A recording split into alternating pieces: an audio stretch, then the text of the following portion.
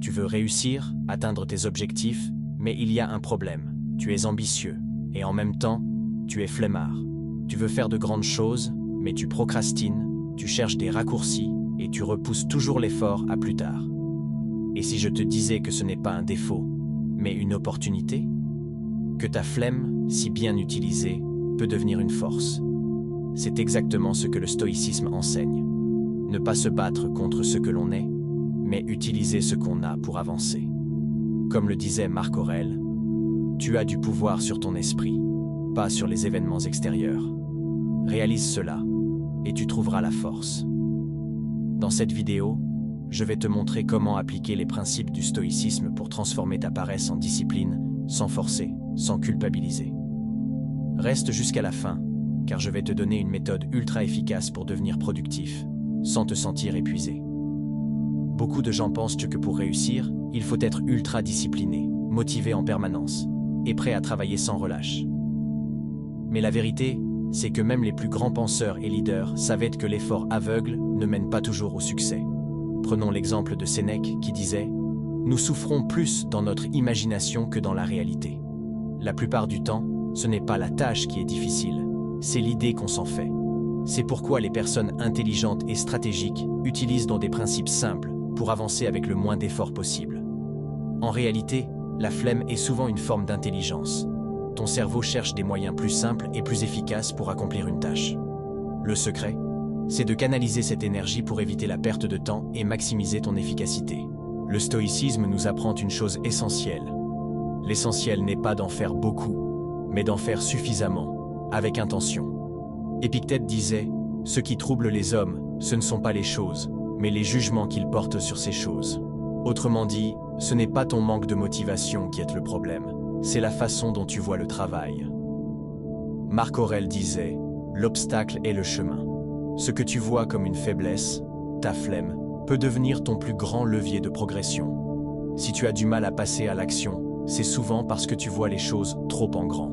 Tu veux écrire un livre, mais tu n'arrives même pas à écrire une page. Tu veux te mettre au sport, mais l'idée de faire 1 heure de musculation te décourage. Voici la solution. Les micro-habitudes. L'idée est simple. Commence tellement petit que tu ne pourras pas dire non. Par exemple, au lieu de lire un livre par semaine, lis 1 page par jour. Au lieu de faire 1 heure de sport, fais 1 seule pompe. Au lieu de vouloir lancer un business, passe 5 minutes à noter tes idées. Le plus dur, c'est de commencer. Une fois lancé, l'élan fait le reste. Ce n'est pas la motivation qui mène à l'action, c'est l'action qui crée la motivation.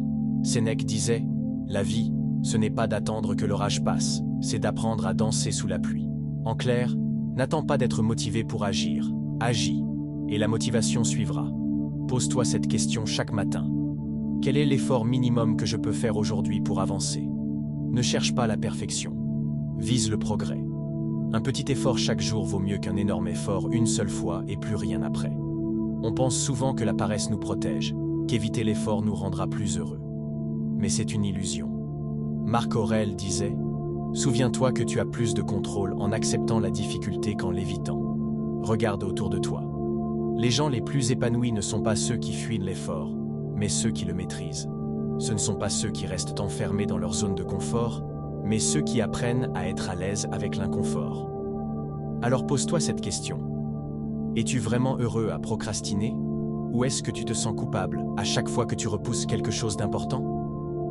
L'homme stoïcien ne cherche pas la facilité. Il cherche la maîtrise. Et cette maîtrise vient en apprenant à faire ce qui doit être fait, que ça te plaise ou non. Les stoïciens s'avèrent que notre volonté est limitée. On ne peut pas toujours compter sur notre discipline. Mais ce qu'on peut faire, c'est adapter notre environnement pour qu'il nous pousse naturellement à l'action. Sénèque disait « Fais attention à qui tu fréquentes, car tu deviendras comme eux. » Applique ce principe à tout. Si tu veux être productif, entoure-toi de personnes qui avancent. Si tu veux moins procrastiner, rends l'accès aux distractions plus difficile. Désinstalle les applications inutiles, mets ton téléphone dans une autre pièce. Si tu veux travailler plus facilement, rends l'accès à ton travail plus simple. Prépare ton espace de travail à l'avance. Ne lutte pas contre ta nature. Change ton environnement pour qu'il travaille en ta faveur, et la discipline deviendra automatique. Il y aura toujours des jours où tu n'auras aucune motivation, où tu voudras tout abandonner. Et c'est précisément là que le stoïcisme devient puissant. Tu pourrais quitter la vie à tout moment. Fais en sorte que ce que tu fais maintenant ait du sens. Alors la prochaine fois que tu hésites à agir, pose-toi cette question. Si aujourd'hui était mon dernier jour, est-ce que je serais fier de la façon dont je l'ai passé? Cette simple pensée peut suffire à te remettre en mouvement, même quand tout semble difficile. Tu l'as compris, être ambitieux mais flemmard, ce n'est pas une malédiction.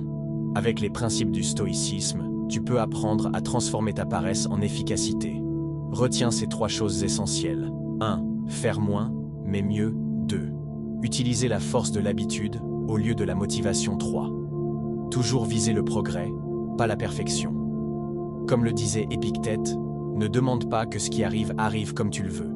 Veux ce qui arrive, et tu seras heureux. Maintenant, dis-moi en commentaire, quelle est la première action que tu vas mettre en place aujourd'hui? Si cette vidéo t'a aidé, n'oublie pas de t'abonner et d'activer la cloche pour ne pas rater les prochains conseils qui vont changer ta vie. À très vite.